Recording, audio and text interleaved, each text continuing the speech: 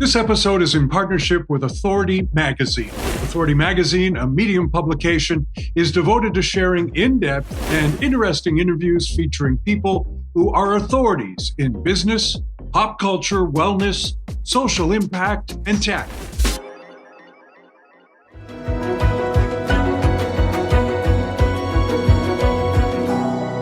He started out as a stand-up comedian, entertaining audiences all over North America.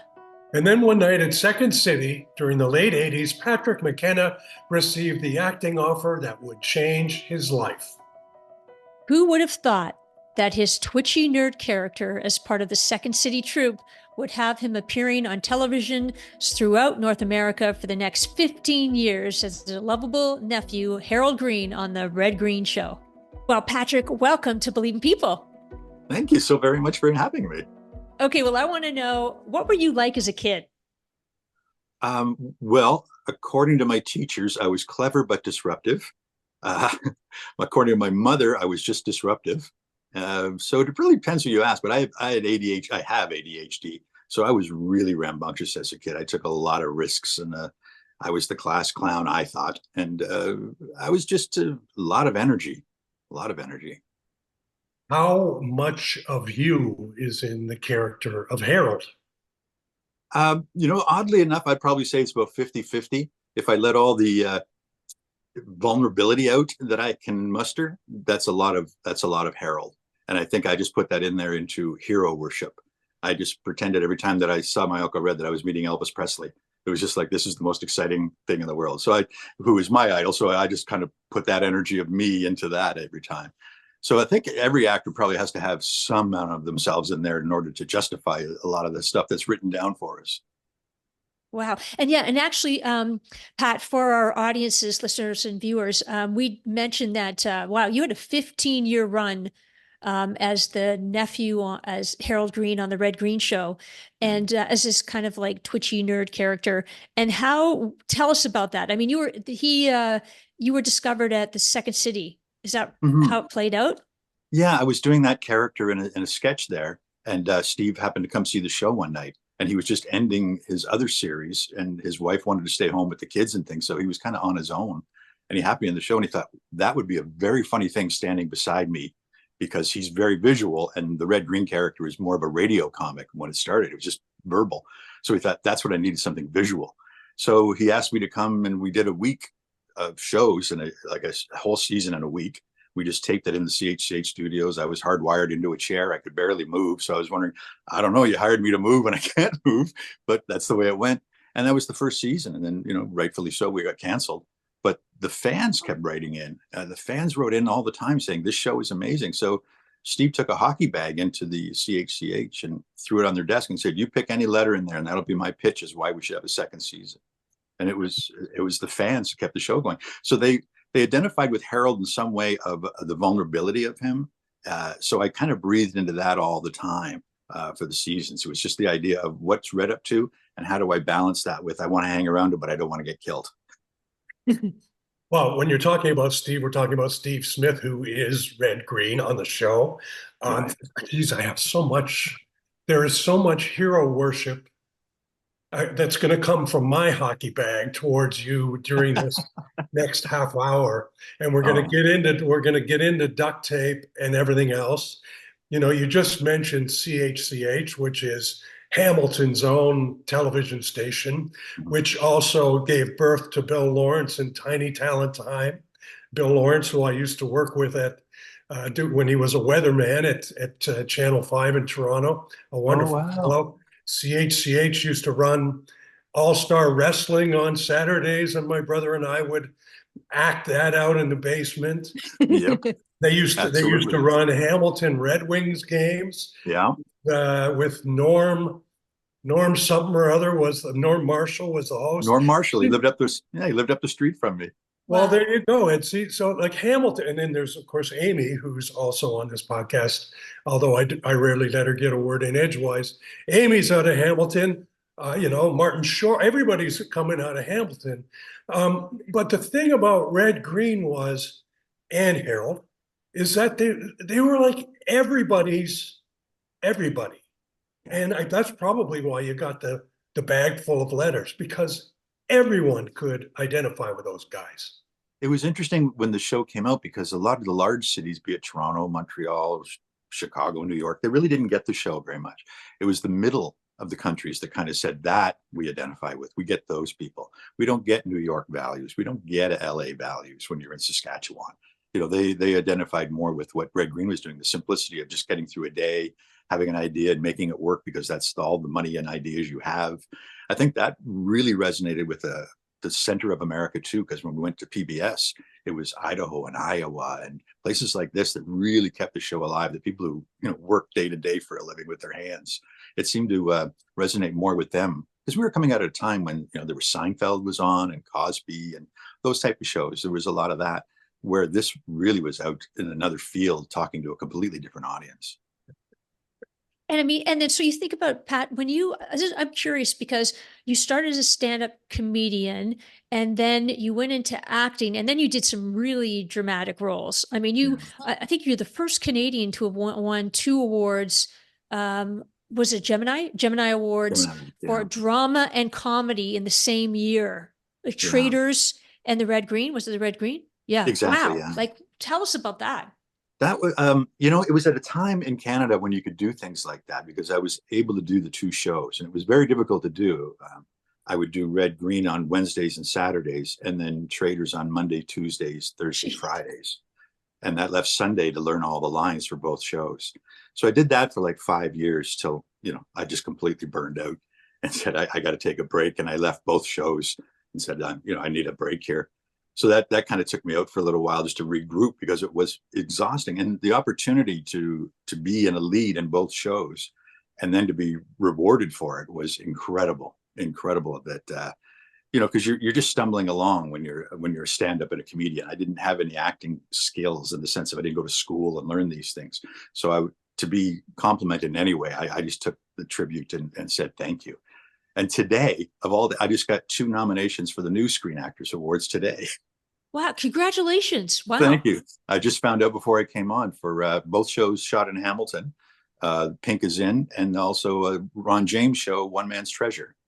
Wow. So it's been amazing that way that even at my age still, people appreciate it. Can I ask you whether or not you think you 2 fellows are responsible for the whole phenomenon that is duct tape? It certainly put it to the forefront. That's for sure. I mean, everybody kind of knew what it was. They just needed a slogan. I don't think anyone knew what it was for, you know? Well, you know, that's what we started out with, you know, it's more than a hair removal. It's more than, you know, it's all those things we used to say at the beginning of the show. But when we went to make the movie, we went to 3M and we said, you know, it's all about duct tape. And they said, oh, that's great. And they said, would you sponsor us? And they said, no. And then the show went really well. And they said, can we sponsor you? And we said, please. So the movie, yes, the movie is filled with free duct tape. We were just ecstatic. On a Canadian budget to get that was our biggest expense was the duct tape. Oh, that's hilarious. Hilarious. That again sort of harkens back to this notion that there you are. It's like 2 against the world, and you got to figure it out. And when life comes after you, you know, all you need is a roll of duct tape and you can pretty much fix and solve all of life's problems. I mean, what a great thing. It's up to you. Use your imagination, use your creativity, fix it yourself. Yeah. What a great message. It was so simplistic that way of, you know, it's your problem, you can fix it. And sometimes it's not that big of a deal. Duct tape can fix it. It's that simple. You know, people make big deals out of things. And we were really influenced by like the Andy Griffith Show and things like that. Because when we were doing the outside things, we had no audience. In the first 2 seasons, we had no audience. So you had to just assume there was laughs there. So we just played it out. We just played the communication between each other. So when we finally got in front of a live audience in year 3, we were so ready. We already had our communication down and our rhythms and things like that. It was so much fun to step onto stage and people immediately react to us. It was like, oh, we've got something here. The audience told us everything when we started shooting in front of them. You know, we said they're never wrong. If they didn't laugh, it's something we did wrong, not them. So in between shows, we go back and fix that joke and come out and do it again the second show. And it was wonderful that way. It was such a give and take between all of us. And Pat, did you you mentioned a couple of influences, but who really influenced you to maybe even want to be a comedian when you were a kid? Oh, it's definitely Dick Van Dyke. I mean, Oh, that Dick was, Van Dyke. Wow. yeah, that show was on all the time, and I loved being that everyman quality that he had. I just thought that was great. And I take that into like Cary Grant into films and Jimmy Stewart. And they're very calm, but they're also these great physical comedians. And that was something I really was able to tap into, I think, because that helped me when I had to go to the dramatic roles of now it's the portion of you that's not clumsy. It's the portion of you that's focused and accomplished. And that was easy to draw on and just keep that going, to recognize how I can compartmentalize a lot of these portions of what I want to showcase. As an actor, I've probably become a better human being because I didn't know these things. I didn't know about sharing and empathy. No one sits down and teaches you these things. You have to learn them eventually. And I learned them through acting to be a much more open person. So you mentioned Andy Griffith. Now you've mentioned Dick Van Dyke. What about Red Fisher? Well, he was on all the The time. hunting lodge. Well, absolutely. I mean, if you grew up in the Hamilton area, you knew Red Fisher because he was on CKCO out of Kitchener all the time, every Saturday afternoon at 1:00. So we're all aware of him. But Steve was the only one who kind of sat down and actually watched the show, because it was sort of a monotone drone, basically, about him out fishing for the day with some guy. So, you could tune at any point and there they are in a boat just fishing. It's like, that's what fishing is. That would go for 22 minutes. He had his little place there, Scuttlebutt Lodge, and Scuttlebutt Lodge, yeah. A lot of it almost reminded me of like the Friendly Giant a lot. He had the little. Yeah. I've got my rocking chair right here behind me in this 10 by 10-inch hotel room that I'm in. He, and he would come in and he would tell these stories, and he was again a regular guy. And I hope I'm not talking, way over people's heads when I'm talking about these sort of iconic shows that were on when we were growing up. But we all, in Second City, pardon my French, took the piss out of Red Fisher all the time when they had that. They had John Candy was doing a fishing show, and they had like the like these punk bands come on. Yeah. And Wendy O. Williams would be fishing with Red Fisher. And I mean, these things were, I guess you would call it Canadiana almost. Well, and I think you can see it in the fact that we all grew up with the same experiences, that the SCTV cast, they saw that show and they reacted to it in a certain way as when I was growing up, as did Steve. As everybody took a little something away from that calm 22 minutes in that boat with that guy. That's really different TV compared to everything else on the channels that's yelling and screaming for our attention. This is just quiet and coasting on a lake. And it was so simple and inexpensive that, particularly SCTV loved that kind of stuff. And it set us up grand too, because that's why I think we fit so well on PBS down in the States. It had that temperature of a PBS show that audiences could enjoy that flow. It was a very gentle experience. You didn't have to push too hard. Yeah. That was the hard line with Harold, is that he's so big and a very gentle show. You had to pick and choose when you could kind of go Barney Fife. That's in my mind. I would go, like that was the balance again of Andy Griffith having Barney Fife. I was Barney Fife in that show, So finding those moments where you could explode and then contain it out of all the excitement that's Red presented.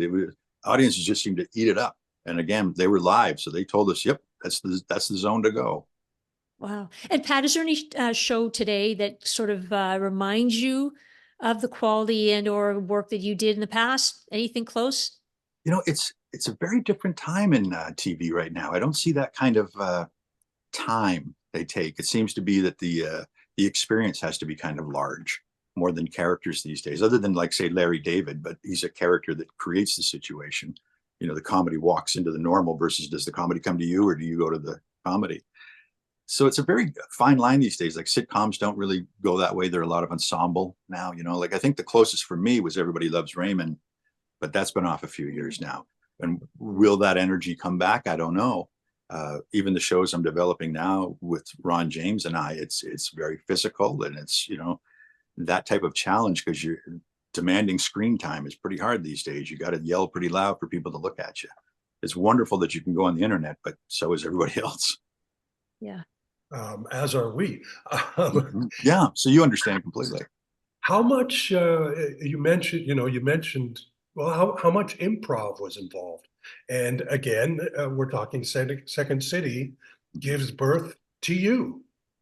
It really did. I mean, I learned everything at Second City, everything. I just loved that place with all my heart. So when I got to Steve, I mean, Steve basically said, the only reason I'm an actor is so I can read my lines because no one else, I will. So he wrote the show and he liked his words. It was tight. There was no improv at all really in the show. I'd say 99.9 was all written. The only thing you could improvise would be maybe your reactions to it, how they would go. And that would set up how the next line would go. And we'd camera block it in the afternoon, but we never really heard each other deliver the lines until the audience was there. So we had no idea of what we were planning or how I heard that line or how he heard it. And we would always just surprise each other. This is the way we're going. Okay. But I knew I had to follow Red's lead. But the idea being, we've never heard each other say these words yet. And that was always the excitement with each other is, here we go. Wow. And then Pat, the 15 years, how did it wind down? I mean, it may be obvious, but how did it wind down for you? It was a very weird year, 2005. That's when it came off. I hurt my back tremendously, and I was in the hospital most of the year. So I got out just before we were finished filming the last segment, and I was pretty medicated, it's just so I could walk. And so the last year was a hard one for me. And then, so it was one of those years where, like, my dad died, I lost my job from Red Green, and I was turning, I think, 45. So there's one of those things where it all hit at once. It's like that. Oh boy, 2005 was a punch in the gut year because everything just ended and changed. But like Steve said, he was leaving because he was turning 60. He said, he knows an off ramp when he sees one. But I always thought, well, an off ramp always leads to an on ramp. So this is going somewhere. This is difficult to say goodbye because I love these people. I love the show, the audience. It was just the grandest experience 2 days a week to say goodbye to that and open up for what was next. Well, that's a pretty positive attitude. It was such a hard year that I really had to grasp that and say, because I didn't, to be honest, they said I wasn't going to come out of that year, that I wasn't supposed to make it. So every day is a gift to me, even if it looks like, oh, that's a hard time. It's like, no, I've experienced some harder times, and I would do anything to have this pain in my back today versus the alternative that was given. So it's been a ride for sure, but you really have to maintain a positive attitude. Again, that's the only thing you have. I'm not in control of acting. I'm not in control of getting the job or this or that. All I have is me. So it's got to be your attitude that you bring in, and to be able to, anything I have in life, I've got by making people laugh. And that's a pretty good life. I'm okay. So true. And Pat, you were diagnosed, you mentioned this when we first started, you were diagnosed with ADHD, but not until you were well into your 40s. And then you became a spokesperson in Canada for it. And so did you feel like, did you know what was up? Did you feel differently? Were you more relieved knowing that you were diagnosed with it? What was that like? The diagnosis, I did it for a documentary, and I got diagnosed within the documentary, and I kept thinking, oh man, I better have this. I better have this or I'm just a real a-hole, So thank God I shot off the charts with ADHD. But it was fantastic knowing, because it changed my life in a breath, in the sense of, oh, that explains a lot. I can forgive myself a lot. And that's what I've been doing ever since, is just kind of going out there, talking to schools and students, going, be easier on yourself. Your brain is constantly seeking dopamine. It hasn't got time to sit around and do math. It's looking for something else interesting. So it's going to be a challenge. And that part is really hard. And fortunately, I'm in an industry where you turn over jobs every 6 weeks, or you're learning a new script. So it's very ADD friendly. And I didn't know that. I was lucky enough to fall into this world and steer myself towards it because it fit. But so many of us are sitting in a cubicle wondering why our life is hell. And it's like, oh, we're in the wrong spot. Just knowing turned my life around. So I started doing speeches all over schools and everywhere, because I can say things to students that teachers can't, right, because of a union, because of this, because of that. But as an outside guest speaker, I can just really address what's going on and not challenge them or make anybody uncomfortable, because I tell my story. And then they can see themselves through my experiences of what it was like in school, what it was like to be 9, if that's who I'm talking to at 9-year-olds, or if I'm talking to teenagers, where was I at that point? Likely they are, because that's just the stages of life of where you go through. But if you're also running at top speed in your head, it's even more exhausting. But it changed my life immediately for the better, knowing. Do you find this work, sharing your story with others, fulfilling? It's probably the most rewarding thing I've ever done. I mean, laughter is wonderful, but it goes right to the next joke. Whereas I've had people come up to me and say, I've never finished a book in my life. And I saw your DVD and I sat down and I finished a book for the first time in my life. And things like that. At 80 years old, people coming up going, I know now. Now I know. And mothers coming up going, my son's 34 and he won't get off the couch. Thank you so much for your DVD. Things like that. It goes into a person's home and changes their life. And I mean that wholeheartedly. Just knowing gives you the ability to go, oh, I'm not a bad person. I'm not lazy and crazy. I have this, this way of thinking. I'm demanding with dopamine that's just not there. So you got to find ways, even if it's a little bit. Sometimes I just raise my voice to be a little more excited, and that's enough to make me happy for a little while. That's all I needed was a little bit of excitement. You don't have to jump off a bridge. Do that yourself. It's like, yeah, hey. Yeah. And that really was Harold for the Red Green show. Is like every time before the show started, be like, here we go, and it'd be boom. I'm in that state. It's fantastic. Speaking of which, do you still do voiceovers? I just heard the little voice. Yeah. I've been doing some cartoons because when COVID hit, you really couldn't go to the studios and shows shut down and everything. So I was doing a couple of cartoons, and you could do them from home in my studio.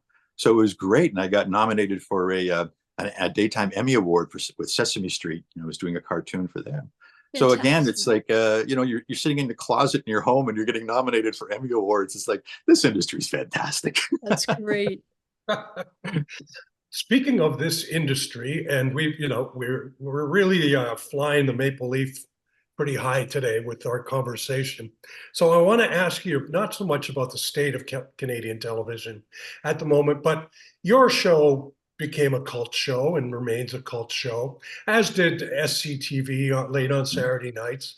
Yeah. There are a few others out there: Trailer Park Boys, Shores. Shoresy is one that I really enjoy because I love hockey. Corner Gas, obviously. Letterkenny, I guess. Letterkenny. Yeah. What do you think of all these shows that are out there on the periphery but have such a dedicated following? I love it, and to be honest, I think Red Green really opened the door for that. It showed there was an audience for it. So when people like Brent Butt went into CTV and said, here's my idea, you weren't fighting uphill anymore. There was a mountain there with somebody on top already going, he has all that audience. And there's a whole other way to do these jokes other than the way he's doing them, which is, Corner Gas answered that. They did like more of a sitcom format, and same with Letterkenny. They developed like a rhythm and a language, basically, it's different, but at the same time, it's down home. I don't know anybody like Letterkenny, but I think I know them all. There's something interesting when you just see people in an environment that's comfortable, that invites you in. The Lodge was like that with Red Green. Corner Gas was like that. They invite you in to be part of it, as opposed to sit back and watch us. Come on in. That's a different experience with TV, and it's hard to find an audience like that. Well, for all my friends who are Shoresy fans, I've read that, for example, people are actually making a pilgrimage to Sudbury now just to come on in to the environment that the Coach Shoresy sort of brings up every week, and it's it's a diverse show. These shows are quite incredible, and I was fishing for you to say, not Red Fisher, but Red Green was basically, the godfather of all of this. And I kind of think he is. Yeah, I think you're absolutely right. Yeah, because the first few years we got canceled everywhere. We've been on every network in the country because they just didn't believe in it. So we were on YTV for a while because Harold was childlike. So they put him on. We got a year on there. Steve bought a year on Global. He bought all the commercials and aired it because no one else was going to air it. Did it that way. we were on Comedy Network for a while, and finally CTV kicked in, and then the folks from Air Farce, oddly enough, said, this Red Green show would be a perfect lead-in. And CBC said, we really don't like that show. That's not for us. And they said, we really like that show. That's our audience. And they had enough power then to say, well, all right, we'll try it. But if they don't stay, away they go. And we were there for 9 years. We finished up there. Wow. Talk about perseverance, right? I mean, people from the, looking in, outside looking in would think, oh, this is, easy breezy. This had a great run, and they don't really realize the challenges that go with, producing and making something happen. And actually, to that point, Pat, you were a host of the Canadian Comedy Hall of Fame just this February. Yeah. And my friend Joe Beaudelet was being awarded, which I was so happy to hear that, to see that. He was amazing. He was amazing comic writer. Do you feel in Canada that we champion comedians? I mean, because people when they make it, they go to the South.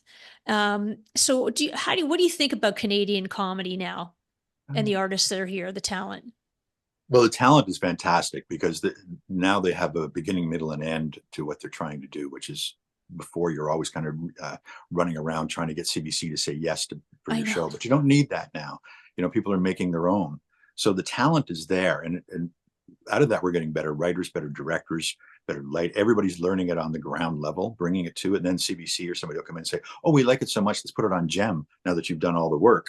There's nobody there to champion people along anymore that used to be there. People who nothing against people in the chairs now because they've obviously earned them, but there was just a different vocabulary at that time. There was more of a yes than there was a no.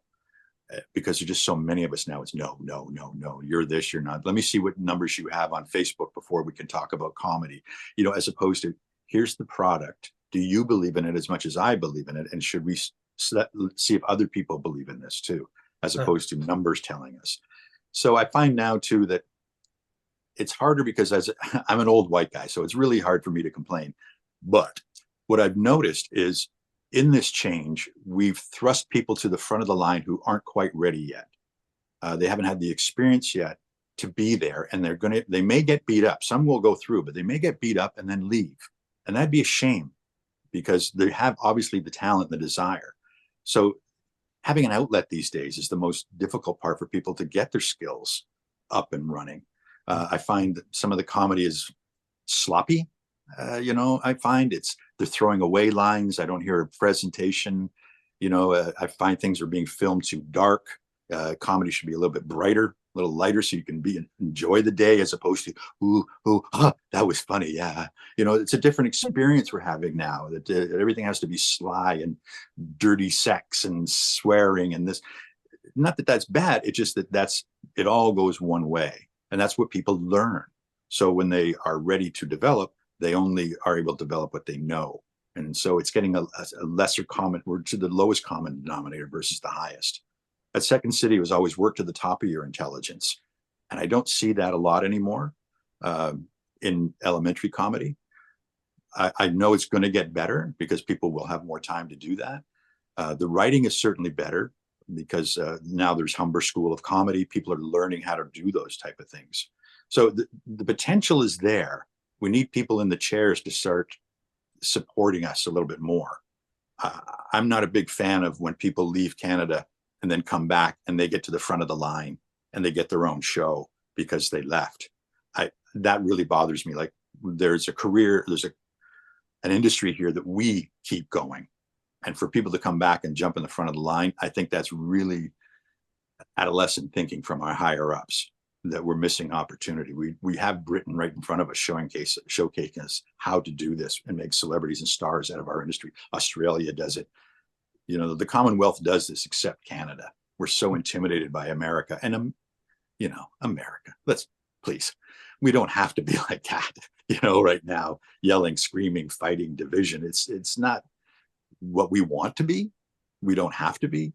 So it's a real opportunity for us to do more things like Shoresy, like Letterkenny, like Corner Gas, and the shows that CBC's developing. Baron von Sketch is fantastic. Those ladies are just top of the game right now. there's so much strength coming out of here if we showcase it properly. Huh. Well, you've pretty much described the TV business to a T. um, our little time is up, and I want to, but I want to go out on a positive note. You were just pleading, as we all do, for people to believe in talent and upcoming talent. Each week we ask the same question, and we're now going to ask you. The other thing is what you were just saying about how negative everything is, and yet there's a Red-Green show still out there. Yeah. Never took that bait. So, No. So Harold, why do you believe in people? I believe in people because they stand right before you. They open up their hearts to you, and it's up to me to accept it or slap it. And I think accepting a heart is better. It beats in your hands nicely. That was great. Thank you so much. What a Thank you, delightful, Pat. what a delightful half an hour. So great to have met you. And I'm going to go start watching old shows on YouTube now. Me too. Good. Thanks, Thanks Pat. so much. Alrighty, Thank you, all the Pat. best. Thanks. Take care. Kev, one thing that I'm optimistic about is what Pat said about Canada and the talent that comes out of Canada, and that there are real opportunities to keep the talent within, our country. And I think that there's an optimistic view about that. Whereas typically we think that, okay, if in order to make it, we have to go south. And so he kind of reassured my thinking that no, we can develop right here and keep it within the family, so to speak. And I feel a little more encouraged by what he said. Well, of course, you're talking to someone who did move south early on in his career. What's the matter and with you? But he did so for his own reasons.